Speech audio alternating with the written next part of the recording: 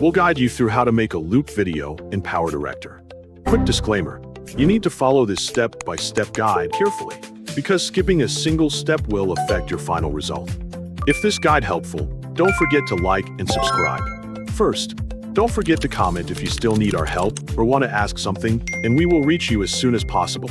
Second, make sure PowerDirector is already installed and fully ready to use on your device.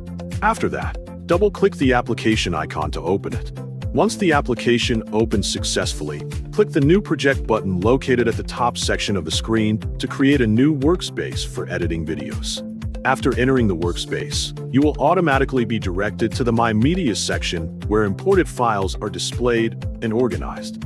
Next, click the plus icon to import your video files into the current PowerDirector project workspace. Select the 2 videos you want to use for the loop effect, then click the Open button to continue the import process. After both videos are successfully imported into My Media, select the 2 videos carefully before moving them into the editing area. Drag and drop the videos into the timeline section located at the bottom part of the screen. Next, adjust the timeline position to the middle part of the first video clip to prepare the loop effect properly. Then, split the first video into 2 separate parts using the available split tool in the timeline section. Move the beginning part of the first video to the last position in the timeline so the clips connect more smoothly. After that, go to the Transitions menu located at the top section of the PowerDirector interface. Click the Search Transitions column and search for Fade as an example of a smooth transition effect for looping videos.